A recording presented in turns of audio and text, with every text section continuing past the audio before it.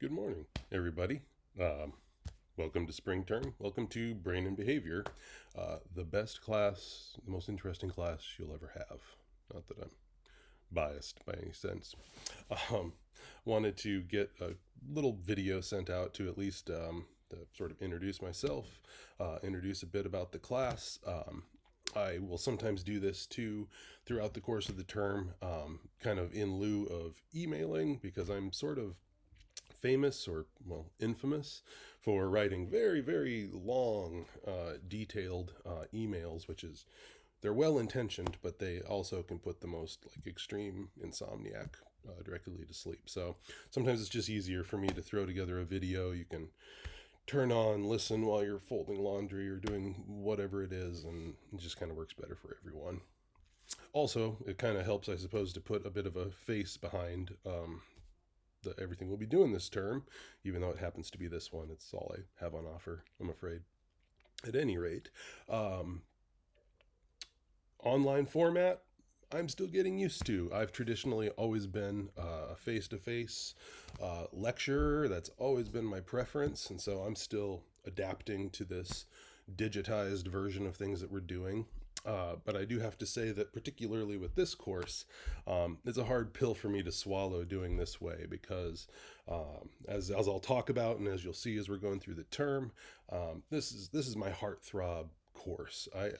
This information I think is so completely fascinating and it's so much fun to talk about and to really see people's minds just opening with the kind of stuff that we're going to cover this term, because I don't want to start sounding hyperbolic right out of the gates. But honestly, with a course like this, my goal is nothing short of course, your GPA and all those pieces. But I truly hope that by the end of this course, that you walk away a different kind of person. I mean, really, truly thinking very differently about behavior, about humanity, about just about everything, because the implications of the stuff that we're going to cover are incredible and vast. And so some of it will run from the more mundane. Yeah, we're going to talk about cellular structure and we're going to talk about neurotransmitters and we're going to memorize some neuroanatomy and things like that.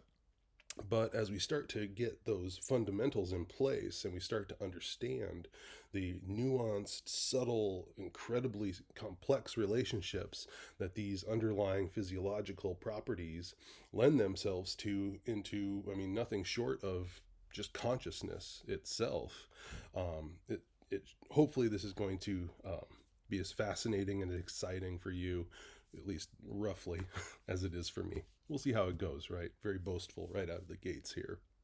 Um, Quick bit about myself. My background is behavioral neuroscience and comparative animal behavior. So that's kind of the bent that I take with anything that I'm teaching. I come at it with a very biological, evolutionary sort of lens. So obviously, in a course like this, that makes a lot of sense. Um, I live in Portland. I've got twin 5 year olds, so completely insane animals, boy girl twins. And as an experimental psychologist, I'm only half joking when I tell people that, I'll never reveal which one the control group is. But that's an entirely different thing altogether. In terms of our interaction with this course, as I say, I'm still finding my feet as far as this online situation goes. It's worked quite well, but it does change the dynamic between myself and yourself. And I guess just at the outset, to kind of make it reasonably clear about how I interface with this, is that I want to be as involved in this course and in the work and in your work with it as you want me to be, which is just to say that I know that there are plenty of folks who, are doing the online classes, have been doing them. You have busy ass lives. You log in when you can, you do the work that you need to do. And for a great number of you, we may have zero interaction directly between us individually between now and the end of the term, provided that that's how you kind of do the class. And if that's your approach, by all means, that's all good. But on the other end of the spectrum, I know a lot of people who are taking classes like this right now aren't doing so because they were online students. It's just circumstances have kind of thrown us into this situation. If you're a person that does better by having meeting times, office hours, email interactions, video chats, whatever the case may be, I just want to emphasize, and I'll do this probably with every message I ever send out. I really want to emphasize, please don't hesitate to reach out. I mean, that's why I'm here. And I also say that as a person who, as a student, was absolutely the last person who was ever going to seek out my professors or ask questions. I would just sit at home and pull my hair out and see how that turned out, and struggle on my own.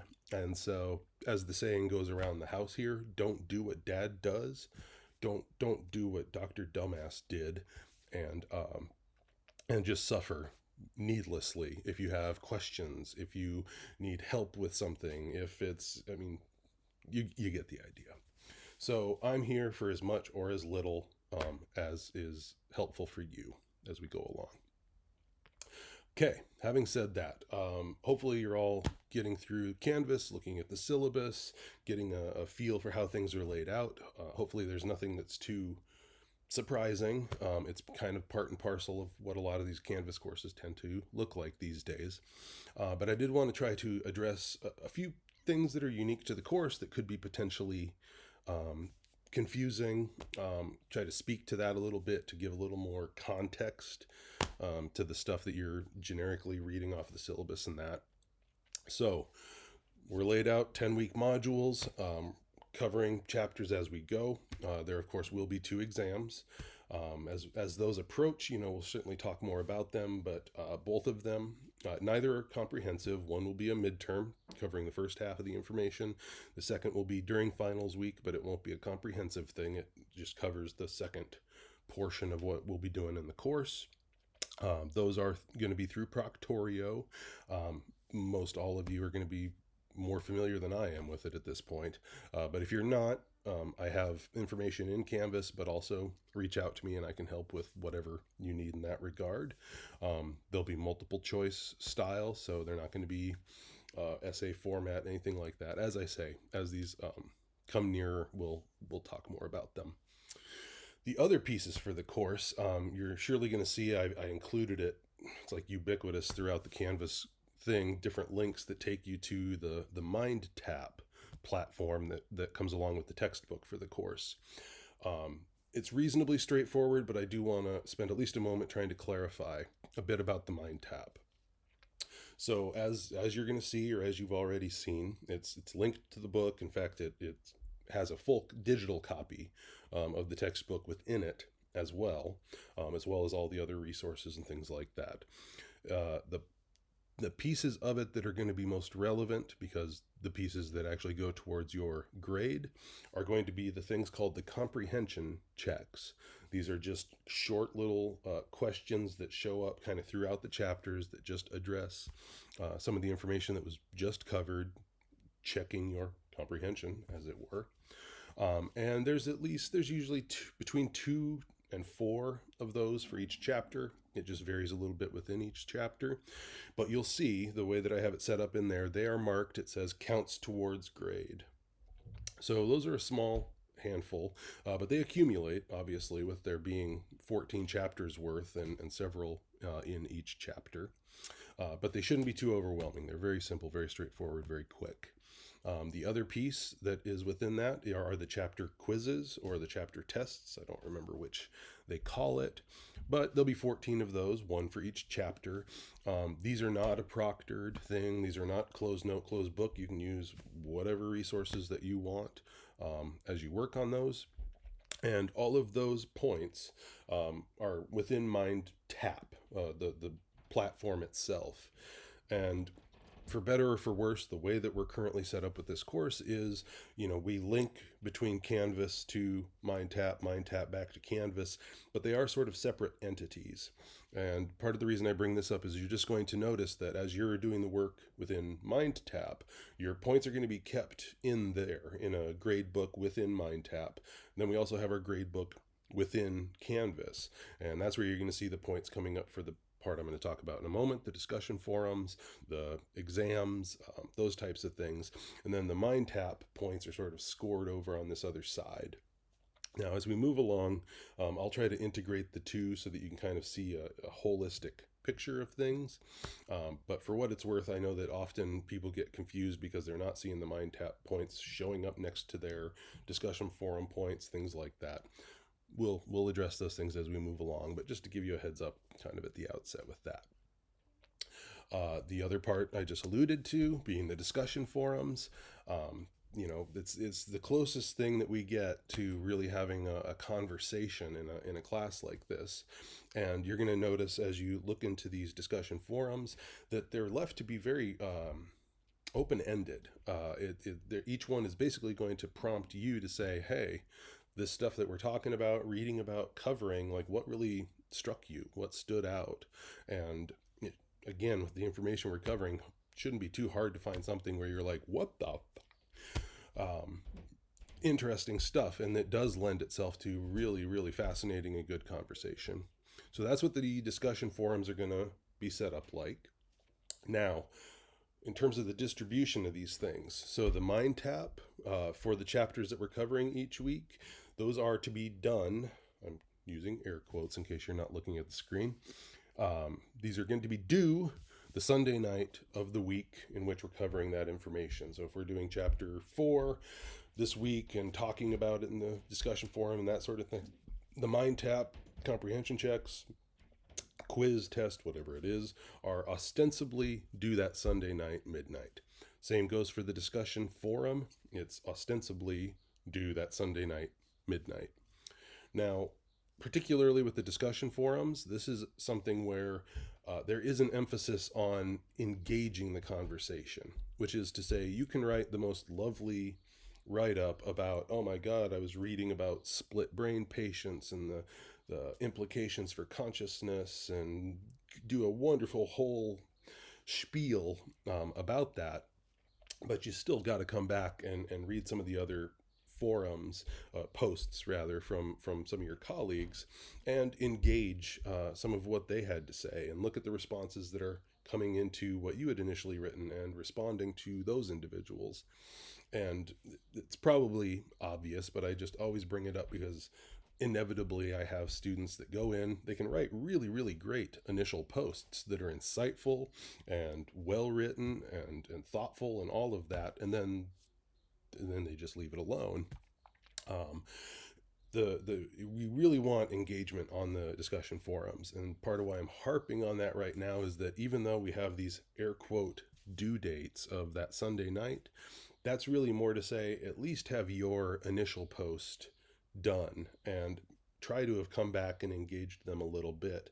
And then as we kind of move on into the subsequent week, my hope is that people are going to continue to revisit that prior post where people are still commenting and engaging, and at least engage that conversation for long enough as we are moving into the next subject. And so the air quote due date of Sunday night is not a hard and fast rule. It is a guidepost that, if you have not at least made your initial post by the Sunday night of the week that we're covering things, you probably will want to get on it. And then we want to keep the conversation going. I'm not going to shut it down on Sunday night and start throwing grades into the grade book or something like that. We're going to let it roll for a while. With that, I would also cautiously explain that more or less same goes for the MindTap, the comprehension checks and the quizzes. They are, air quotes, due on midnight of Sunday night, but particularly with, we've all spent this last year in constant adaptation and trying to sort of make it up as we go, do the best with what we have. We all have craziness in our lives between our schooling, our jobs, our family, our health, our mental health. I mean, there's a lot happening with us. And so I hope that other professors have been this way. I know that it's been an incredibly important to me to have the flexibility and the capacity to accommodate the fact that we are just doing the best with what we have still at this point. And so those due dates are important because they absolutely give us the sense of where we should be. But that being said, things hit the fan at work, or something happens with health in the family, or whatever the case may be, and you can't be as on top of things this week, or this time, or you miss this due date. Those things aren't going to be a problem. Don't panic, and for definitely don't not go back and do them because you feel like you sort of missed the window. That's come and gone, and you just have to toss those points.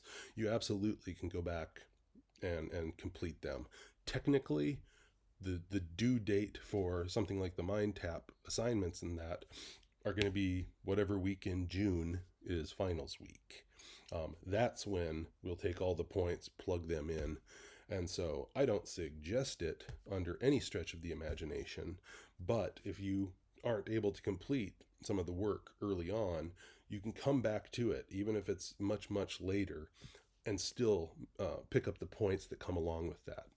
There's some limitations to this, right? If you go back to a discussion forum from week 2, when we're in week 9, there's probably not a lot of lively conversation that's still taking place on that topic at that time. So there are boundaries, but those are malleable. And I've tried to construct this in a way that is going to be as flexible and workable for people as is possible. And then the only other thing I would encourage alongside that is just be communicative. Again, even if it's just an email, something like that, to kind of keep me privy to what's going on. And then, of course, I'll always be trying to do the same with you all. And that's basically going to be the approach going through. As I say, there's going to be other kind of moving parts as we approach some of those, like the exams, extra credit, things like that will be later on. We'll cross those bridges as we get to them. Outside of that, I don't know that there's much else to do. This is already, how long have I been talking at you here? Oh, wow. Okay. A long damn time. I'm going to shut up and let you get back to what you're doing. So I hope that this is helpful. If you do encounter more questions, or if something's not clear, whatever the case, obviously just let me know, reach out, tell me. Otherwise, I'm very excited to work with you this term in whatever capacity that is. Again, I couldn't think of a more fascinating topic than to understand the most fundamental mechanical nature of every single thing to do with thought, memory, behavior, emotion, consciousness, all of it. So I can't wait to talk about all this stuff with you guys, and we'll just leave it at that for now. Take good care. We'll be in touch, and cheers.